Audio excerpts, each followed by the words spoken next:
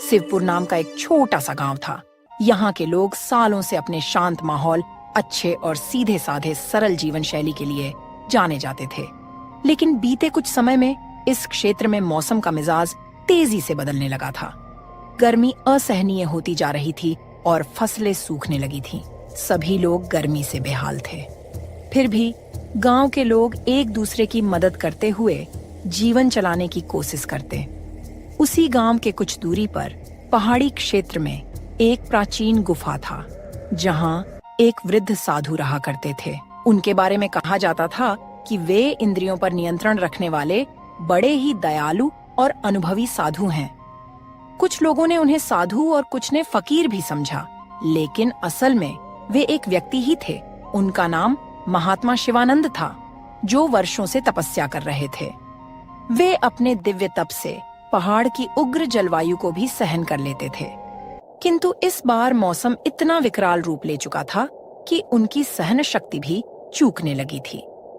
हे प्रभु, यह कैसी अग्नि परीक्षा है। मेरे शरीर की समस्त शक्ति मानो सूख सी गई है। इस भीषण गर्मी में भी मैंने सदा उपवास और साधना को ही अपना जीवन बना लिया है, पर अब शरीर जवाब दे रही है। गर्मी से साधु महाराज की हालत खराब होने लगी थी। गुफा के बाहरी हिस्से में सूरज की रोशनी इतनी तीव्र थी कि अगर कोई बाहर खड़ा होता तो कुछ ही देर में पसीने से लथपथ हो जाता। पहाड़ी इलाका में जो छोटे मोटे तालाब थे वह भी सूख चुके थे और वह पानी के बिना और भी तड़प रहे थे। ऐसे में साधु बाबा ने सोच लिया कि आज उनको किसी भी तरह गांव जाकर लोगों से सहायता लेना ही पड़ेगा। गुफा में अब और रुकना जीवन के लिए खतरा हो सकता है। सुबह का समय था, पर धूप इतनी तेज कि लगती थी कि मानो दोपहर हो गई है। साधु शिवानंद अपने शरीर को संभालते हुए धीरे धीरे पहाड़ से उतर रहे थे। उनकी चाल डगमग हो रही थी, कंठ सूख चुका था, पर मन में अभी भी उम्मीद थी कि गांव के लोग उनकी सहायता जरूर करेंगे। रास्ते में उन्हें एक चरवाहा मिलता है, जो अपनी भेड़ियों को पहाड़ पर चराने ले जा रहा था। अरे बाबा जी, आप इस भीषण गर्मी में कहाँ निकलकर जा रहे हैं? आपकी तबीयत तो ठीक है ना? हे बेटा, मुझे कुछ पानी की आवश्यकता है। बहुत कष्ट में हूँ। क्या तुम्हारे पास पानी है? चरवाहा असमंजस में पड़ जाता है। उसके पास भी सिर्फ एक छोटा सा पानी का मशक था, जो पूरे दिन उसके लिए काफी मुश्किल से चलता था।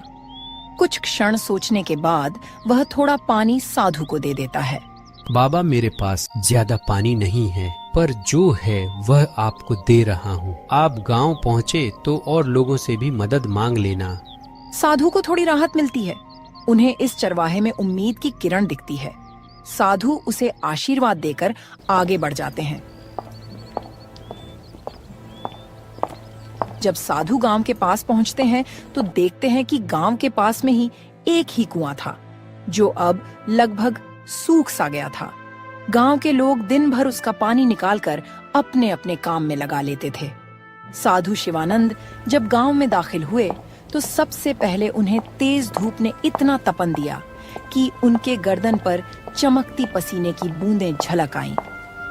गांव की गलियों से गुजरते हुए वे देखते हैं कि अधिकतर मकान मिट्टी के बने थे।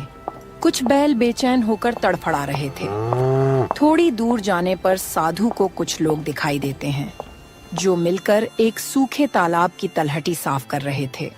अरे शंभू भाई, लगता है ये गर्मी हमारी जान लेकर ही मानेगी। इतनी गर्मी, ऊपर से गर्म हवा शरीर को जला दे रही है। हाँ, तुम सही कह रहे हो, पर हम कर भी क्या सकते हैं? गांव में सभी परेशान हैं। अब तो कुआं का पानी भी खत्म होने वाला है। अगर पानी खत्म हो गया तो हम सब पानी के बिना तड़प तड़प कर मर जाएंगे।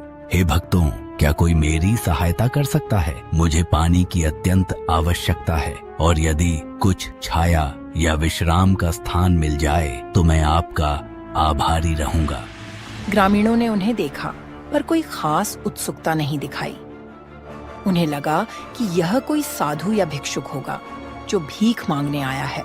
बाबा अपने लिए पानी जुटाना इस समय हमारे लिए भी मुश्किल हो रहा है। हम खुद यहाँ सूखे तालाब की सफाई कर रहे हैं ताकि बरसात आए तो पानी संग्रहित कर सकें। ऐसा नहीं है कि हमारे पास कोई भंडार है जिसे हम लुटा दें। मैं समझ सकता हूँ बेटा, पर मेरी दशा बहुत दयनीय है। मैं पहाड़ से नीचे आया हूँ, गुफा में रहता था। अब इस अत्यधिक गर्मी के कारण मेरा शरीर साथ नहीं दे रहा। सिर्फ कुछ घूंट पानी और थोड़ा विश्राम दे दो। साधु महाराज को इतना कहने पर भी कोई उनको एक गिलास पानी तक नहीं दिया। फिर वह आगे बढ़ते हैं।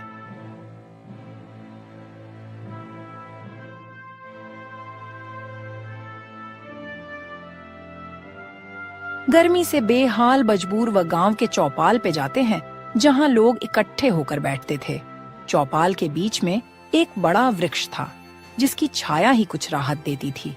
साधु उसी छाया की ओर बढ़े, लेकिन वहाँ पहले से ही कुछ लोग बैठे थे और गर्मी से बचने की कोशिश कर रहे थे। बच्चों, मुझे कुछ समय के लिए इस छाया में बैठने दीजिए और हो सके तो एक लोटा पानी दे दो। मुझे बहुत जोर की प्यास लगी है। चौपाल पर बैठे व्यक्ति बाबा का मजाक बनाते हुए बोलते हैं, बाबा, पानी की किल्लत सबको है, फिर भी अगर आपको बैठना है तो किसी कोने में बैठ जाएं, लेकिन हमसे ज्यादा उम्मीद न रखिए। फिर भी आप तो साधु हैं, आपको पानी की क्या जरूरत? आप तपस्या कीजिए। आपको तो भगवान पहले ही इतनी शक्ति दिए हुए है कि आपको पानी की क्या जरूरत? साधु जी शर्मिंदा होकर धीरे से कोने में बैठ गए। वह अत्यधिक थकान महसूस कर रहे थे। उन्हें आशा थी कि शायद कोई और उनको पहचान लेगा या मदद करेगा, लेकिन गांव वालों के बीच एक अजीब तरह का अविश्वास लग रहा था। उन्हें लगा कि साधु धोखा देने आया है या कुछ मांगने आया है जिसे वे पूरा नहीं कर पाएंगे। कुछ देर बाद गांव का मुखिया वहां आता है। वह एक तगड़ा ऊंचे कद का व्यक्ति था, चेहरे पर रोबीला भाव और आंखों में कड़ापन। उसका नाम था भगवंत सिंह।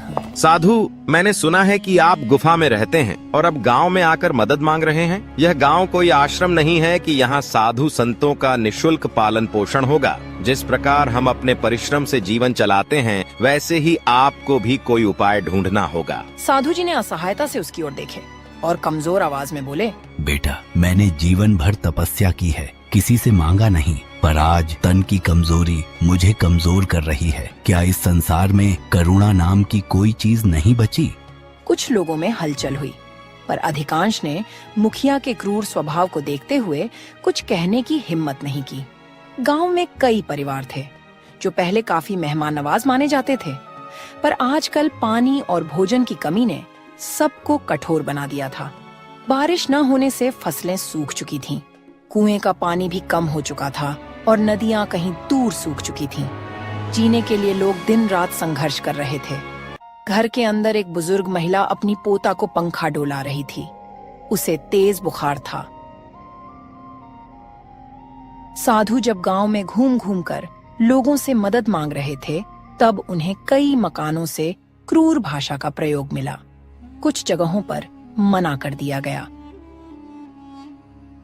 तो कहीं उन्हें डांट फटकार सुननी पड़ी। यह सब देखकर साधु के हृदय में बड़ा दुख हुआ।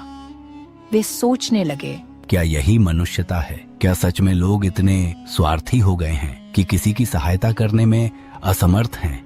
गर्मी अपना रौद्र रूप ले रही थी। जमीन तप रही थी, हवा गर्म लपटों की तरह चल रही थी।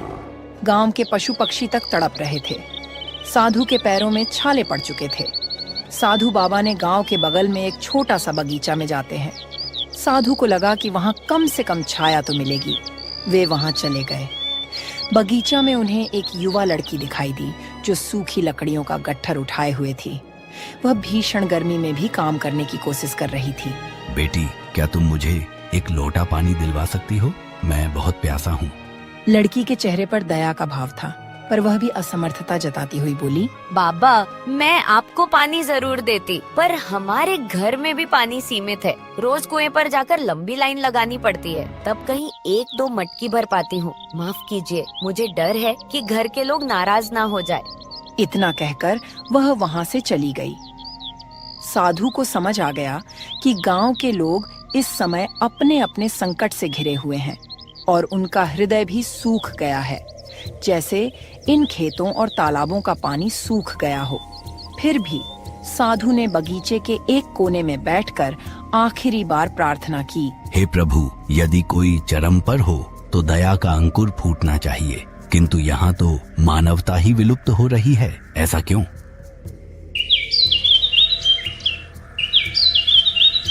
अगले कुछ दिन साधु के लिए कठिन साबित हुए। उन्हें पर्याप्त भोजन तो दूर, पीने को पानी तक नहीं मिला। तेज गर्मी में उनका शरीर ह्रास की ओर बढ़ रहा था। एक दिन दोपहर को जब सूरज आसमान के ठीक ऊपर था और किरणें मानो आग बरसा रही थीं, तब साधु बेहोश होकर गिर पड़े। गांव वाले इकट्ठा हुए, लेकिन उस वक्त भी उनमें कोई उत्साह या करुणा नहीं थी। मुखिया भगवंत सिंह भी पहुंचा और साधु को देखते ही बोला, इन्हें उठाकर छाया में कर दो, नहीं तो ये मर जाएंगे तो आगे और झंझट खड़ी हो जाएगी। अरे छोड़ो ना, मर भी गए तो क्या फर्क पड़ेगा, एक साधु ही तो है। हम सबको अपनी रोजी रोटी और पानी का जुगाड़ करना है, इनके लिए कौन वक्त बर्बाद करे। चलो चलो भाई, अपने अपने काम में लग जाओ। कुछ ही देर में साधु को थोड़ा होश आया। उन्होंने धीमी सी सांस ली और बोलने की कोशिश की, लेकिन शब्द उनके कंठ में अटक गए। साधु को लगा कि अब उनका अंत समय आ गया है। कमजोरी इतनी बढ़ चुकी थी कि उनका शरीर कांप रहा था। उनकी आंखों से आंसू बह निकले। वह धीमी आवाज में भगवान को याद करते हुए बोले, हे राम, मैं अपने अंतिम क्षण में इन लोगों को अपनी ओर से क्षमा देना चाहता हूँ, लेकिन उनका हृदय इतना कठोर हो चुका है कि मैं चाहकर भी उन्हें क्षमा नहीं कर पा रहा। मेरे प्राण निकल रहे हैं, इसलिए मैं इन्हें श्राप देता हूँ कि इस गांव में दिन में इतनी भयानक गर्मी पड़ेगी कि लोग आग में झुलसेंगे और रात में इतनी भीषण सर्दी हो कि लोगों की हड्डियां कांप उठे। यही नहीं, यह चरम मौसम इनके जीवन में भय और बीमारी लाएगा जब तक ये लोग मानवता का पाठ न सीखें। इतना कहकर साधु ने अपने प्राण त्याग दिए। गांव वाले हक्के बक्के रह गए। कुछ को इस श्राप पर हंसी आई तो कुछ लोग निराश हुए। अरे भाई, यह मृतक साधु का श्राप कहाँ लगेगा? सब ढोंग ढकोसला है। चलो चलो, अपने काम में लग जाओ। यहाँ अपना टाइम खराब करने से क्या फायदा? साधु था, मर गया।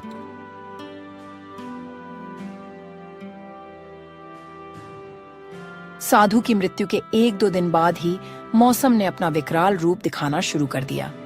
सूरज की गर्मी, जो पहले ही असहनीय थी, अब और भी प्रचंड हो गई। तापमान इतना बढ़ गया कि मिट्टी में दरारें पड़ने लगीं। पशु पक्षियों के लिए जीवन और भी कठिन हो गया। दिन में लूह चलती, जिसके थपेड़े मानो शरीर को झुलसा देती थी। गांव वाले दिन में बाहर निकलने से कतराने लगे, पर रात होते ही हालात बिल्कुल उल्टा हो जाता।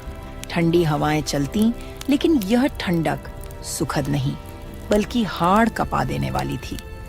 लोगों को समझ ही नहीं आता कि इतनी उग्र गर्मी के बाद अचानक इतनी भयंकर ठंड कैसे हो सकती है।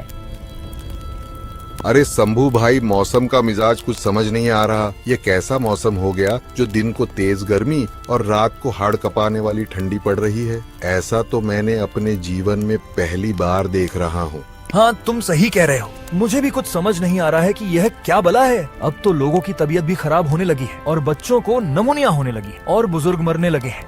इस चरम मौसम ने गांव के स्वास्थ्य तंत्र को तहस नहस कर दिया। दिन में गर्मी और रात में निमोनिया या सर्दी जुकाम जैसी बीमारियां फैलने लगीं।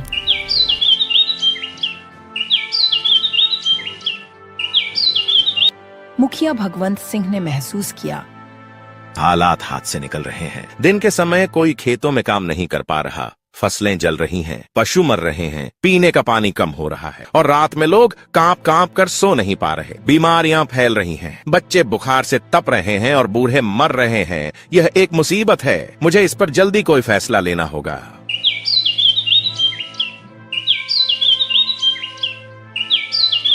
अगले दिन मुखिया ने एक आपात बैठक बुलाई।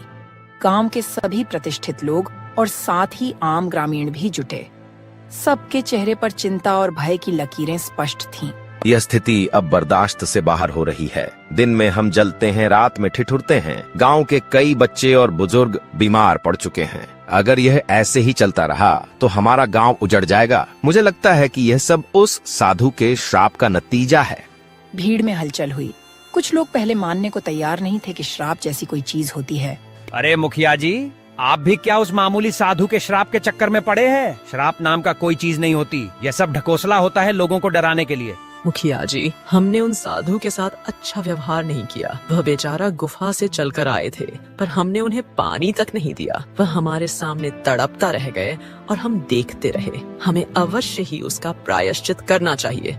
अगर सच में साधु का श्राप हम आम गांव वालों को लगा है तो हम इसका प्रायश्चित करेंगे, लेकिन अब उस साधु की मृत्यु हो चुकी है। हम कैसे प्रायश्चित करेंगे? क्या अब और कोई उपाय नहीं है जिससे हम इस श्राप से मुक्ति पा सके? किसी को समझ नहीं आता कि अब वह क्या करे। तभी बुढ़िया बोलती है, अगर सच में हमें इस श्राप से छुटकारा पाना है तो हमें गांव से कुछ दूरी पर एक झोपड़ी में वृद्ध आदमी रहते हैं। उनका नाम दादूराम है। वह बहुत जानकार और ज्ञानी है। हमें उनसे मिलना होगा। सभी लोग इस बात से सहमत होते हैं और उनके पास जाते हैं।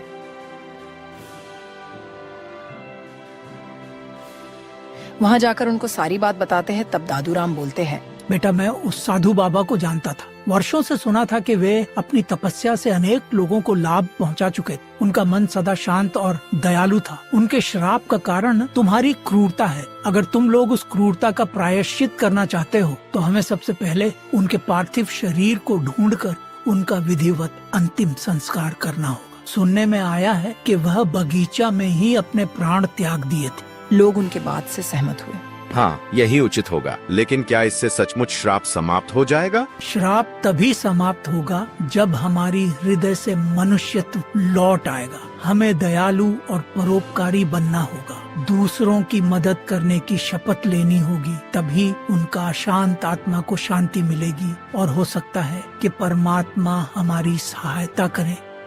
गांव के लोग एकजुट होकर बगीचा में पहुँचे, जहाँ साधु का पार्थिव शरीर पड़ा हुआ था। भीषण गर्मी के कारण कुछ ही दिनों में स्थिति दयनीय हो चुकी थी, लेकिन लोगों ने हिम्मत करके शरीर को परंपरा के अनुसार अंतिम संस्कार किया। साधु का अंतिम संस्कार पूरे सम्मान के साथ किया गया। मन में सबके पश्चाताप के स्वर गूंज रहे थे। मुखिया अब बाबा से हाथ जोड़कर प्रार्थना किया, हे बाबा, हमें क्षमा करो। हमने आपके साथ जो दुर्व्यवहार किया उसके लिए हम सभी दोषी हैं। अब हम वचन देते हैं कि किसी भी जरूरतमंद को कभी निराश नहीं करेंगे। अगले कुछ दिनों में मौसम में थोड़ा बदलाव दिखने लगा। दोपहर की लू अब भी थी, लेकिन पहले जैसी भयानक नहीं। रातों की सर्दी भी कुछ कम हो गई। हालांकि अभी भी लोगों को सावधानी बरतनी पड़ती थी। इस प्रकार गर्मी का श्राप न सिर्फ एक घटना बनकर रह गया, बल्कि आने वाली पीढ़ियों के लिए एक सीख भी बन गया।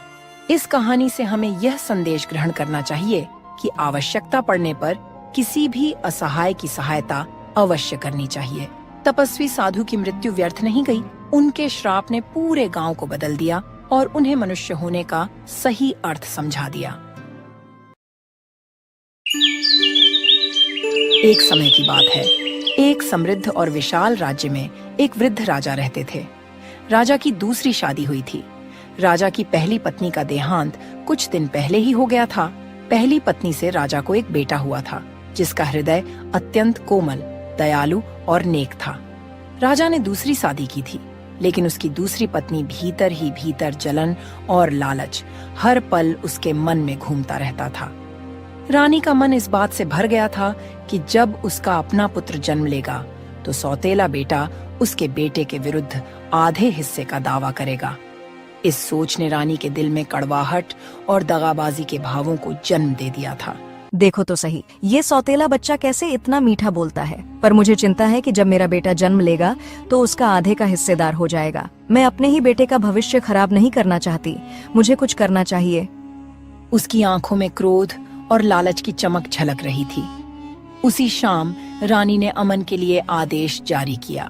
अमन, तुम आज से मेरे नौकर बनकर रहना। महल के कामकाज में मेरी सहायता करो और अगर तुम अपना कार्य ठीक से नहीं करोगे तो तुम्हें दंड भी भुगतना पड़ेगा। और सुनो, यह सब बात तुम महाराज से मत बताना। अगर तुमने महाराज से बताया तो तुम्हें उल्टा लटका के मारूंगी। माँ, मैं हमेशा आपकी सेवा करने के लिए तैयार हूँ। आखिर आप मेरी प्यारी माँ हो। माँ की सेवा नहीं करूँगा तो किसका करूँगा? अमन की मासूमियत में रानी ने नफरत का बीज बो दिया। रानी ने उसे रोज कठोर मेहनत के काम में लगा दिया करती और उसे ठीक से भोजन भी नहीं देती थी। अमन अपनी मासूमियत में बिना किसी शिकायत के सभी आदेश मानता था।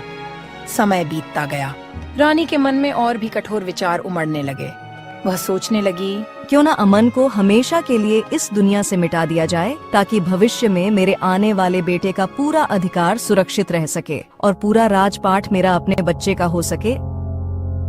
रानी के मन में अमन को हमेशा हमेशा के लिए रास्ते से हटाने के लिए षड्यंत्र रचने लगी थी।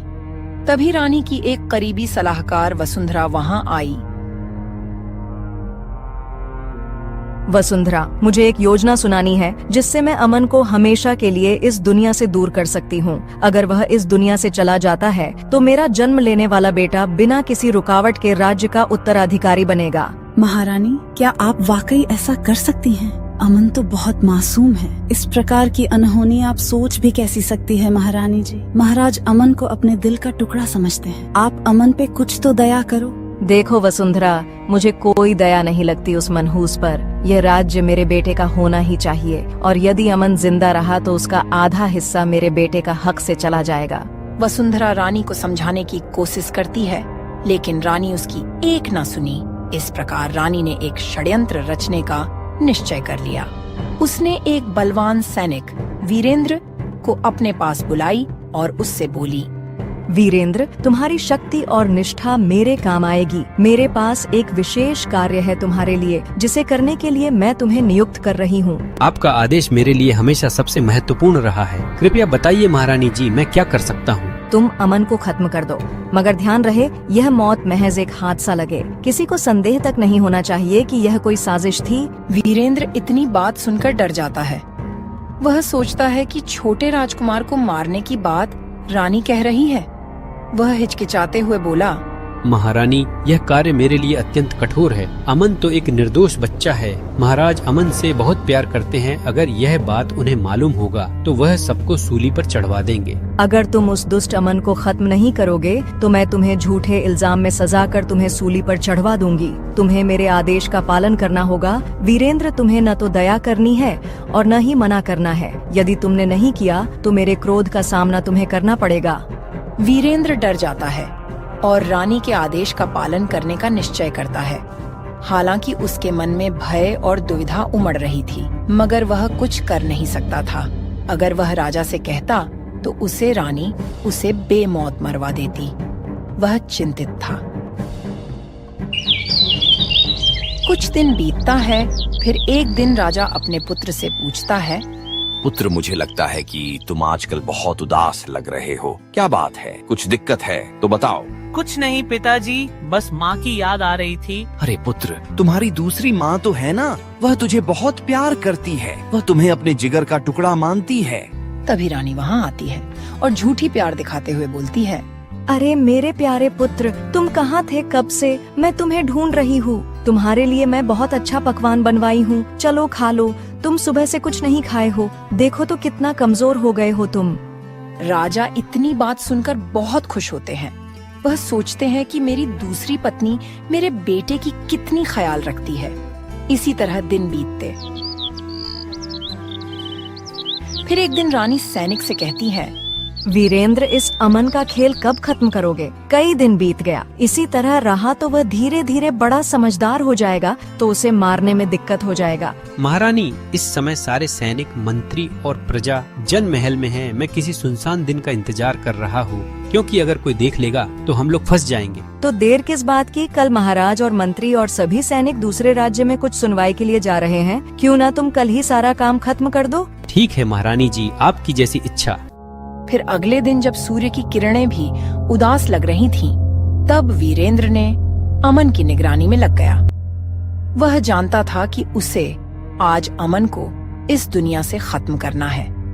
अमन हमेशा की तरह महल के कार्यों में लगा हुआ था, बिना किसी शंका के। वीरेंद्र अमन को देखकर अपने मन में सोचता है, हे भगवान, यह मैं क्या करने जा रहा हूँ? इस निर्दोष बच्चा को कैसे मार सकता हूँ मैं?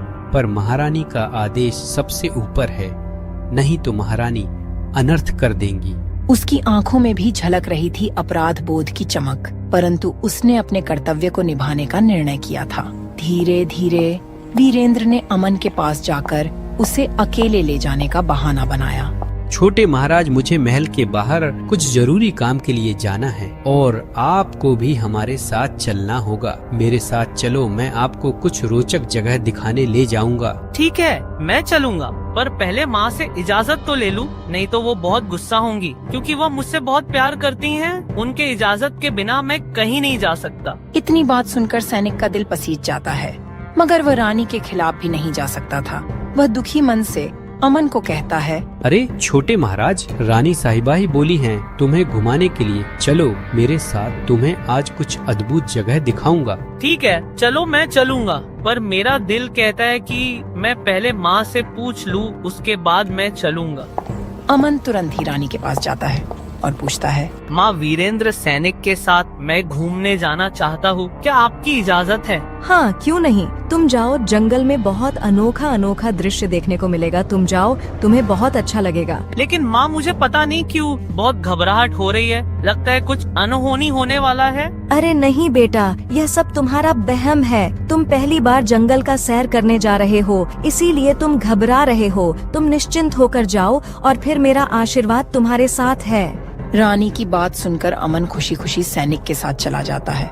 तभी रानी मन ही मन सोचने लगती है, जा जा अमन के बच्चे, आज तेरा खेल खत्म। अब से मेरे आने वाले बच्चे का सारा राजपाट होगा। दोनों महल से बाहर निकलते हैं और एक सुनसान रास्ते पर चल पड़ते हैं।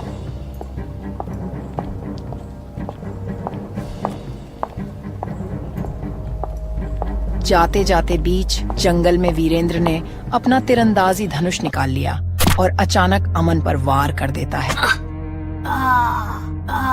तीर लगते ही अमन खून से लहूलुहान हो गया। वह चोटिल हालत में आश्चर्य से सैनिक से पूछता है, हे प्रिय सैनिक, तुमने मेरे साथ यह क्या किया? तूने मुझे क्यों मारा? मुझे क्षमा करना छोटे महाराज, मैं मजबूर था। यह सब षड्यंत्र महारानी का था। भगवान तुम्हारी आत्मा को शांति दे। सैनिक को इतना कहते ही अमन का छोटा जीवन उसी क्षण खत्म हो गया। वीरेंद्र ने अमन के शरीर को एक गहरे जंगल के कोने में फेंक दिया ताकि कोई भी इस षड्यंत्र का पता न लगा सके। जंगल की गहराई में जहां प्रकृति की शांति विराजमान थी, उसी समय एक साधु अपनी तपस्या में लीन होकर चलते हुए रास्ते से गुजर रहे थे। साधु का नाम ज्ञानानंद था। चलते चलते उसने उस सुनसान मार्ग पर एक निर्जीव सा दृश्य देखा। वहां एक बच्चा पड़ा हुआ था जिसकी हालत दयनीय थी। हे भगवान, यह बच्चा तो बेहद दुखद और खून से लहूलुहान अवस्था में है। ज्ञानानंद ने तुरंत बच्चे के पास जाकर उसका निरीक्षण किया। उसने देखा कि बच्चे के शरीर पर गहरी चोटें थीं, परंतु उसकी सांसें अभी भी चल रही थीं। ज्ञानानंद ने बच्चे को धीरे धीरे उठाया और अपने कुटिया में लेकर आए।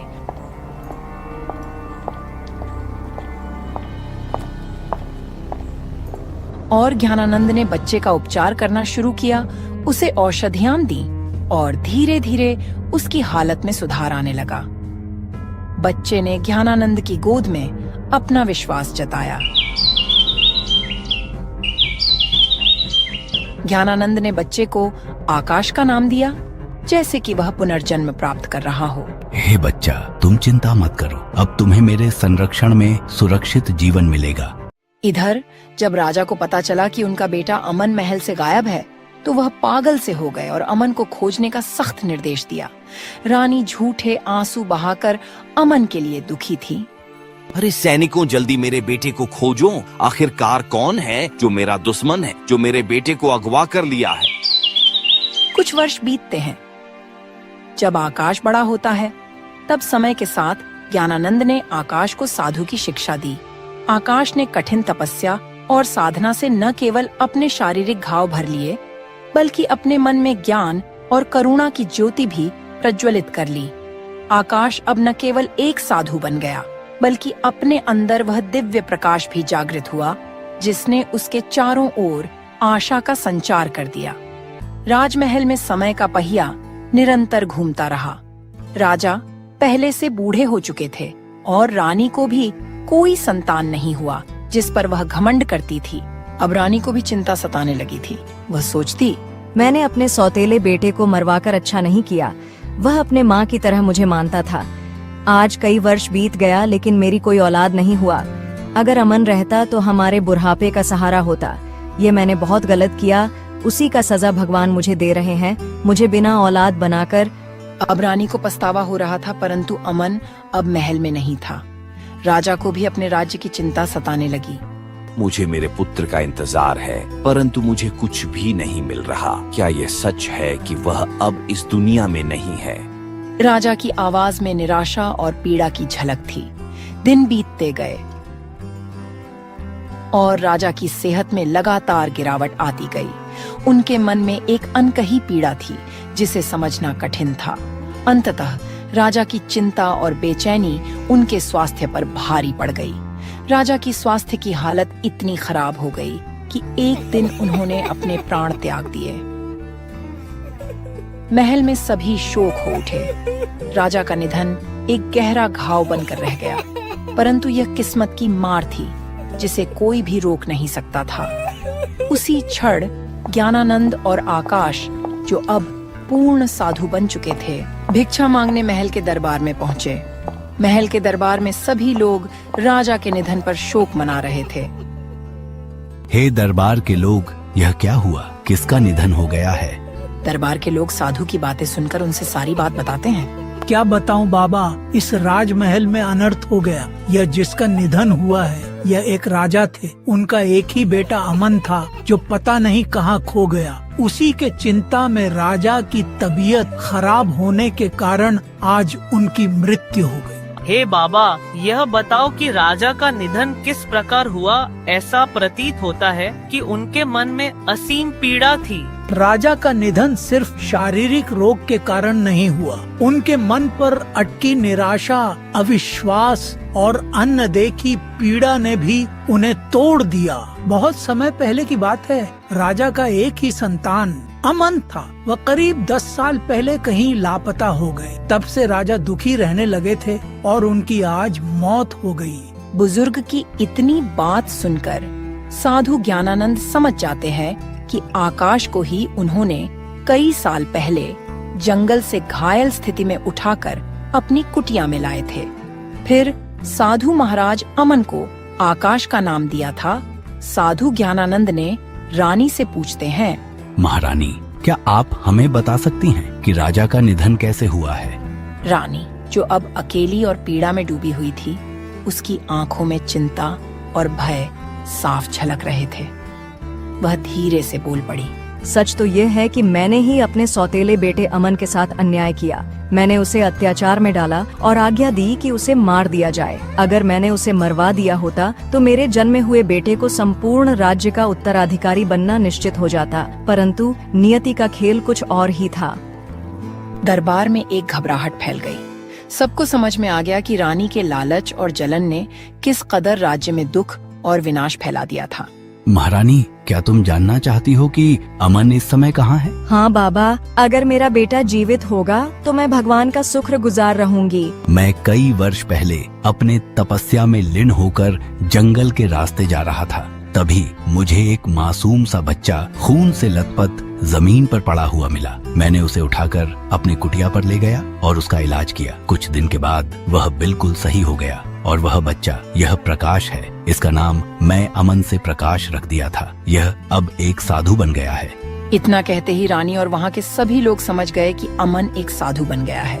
रानी रोते हुए बोलती है, अरे मेरे बेटे, मुझे माफ कर दो। मुझसे बहुत बड़ी गलती हो गई। मैं अपने लालच और स्वार्थ के लिए तुम्हें मरवाना चाहा। अब मुझे इसकी सजा मिल रही है। मुझे क्षमा कर दे बेटा। देख रहा है बेटा, तुम्हारे पिताजी तुम्हारा इंतजार करते करते इस दुनिया को छोड़कर चले गए। मत रो माँ, तुम्हें जो अच्छा लगा तुमने वह किया। तुम कल भी मेरी प्यारी माँ थी और आज भी हो। इस राज्य का प्रत्येक व्यक्ति यह सीख ले कि लालच और जलन केवल विनाश का कारण बनते हैं। हमें अपनी भावनाओं को संतुलित रखकर प्रेम और सहानुभूति की राह पर चलना चाहिए। मुझे क्षमा करो अमन बेटा।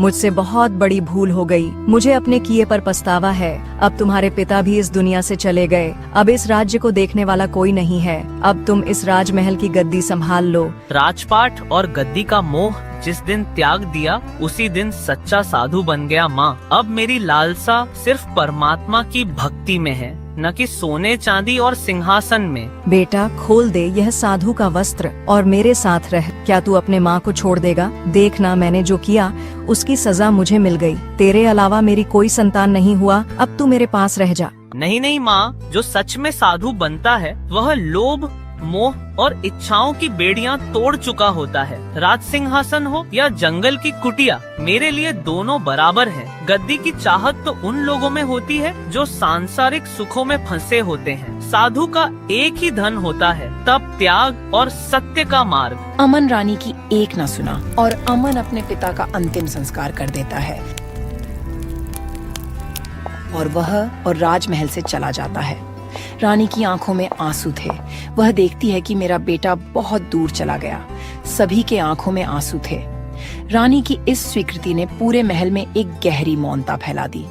लोग सोचने लगे कि कैसे एक इंसान के अंदर की जलन और लालच पूरी दुनिया को तबाह कर सकता है। लेकिन अब पछतावे की यह चुभन समय की धारा में खो गई थी।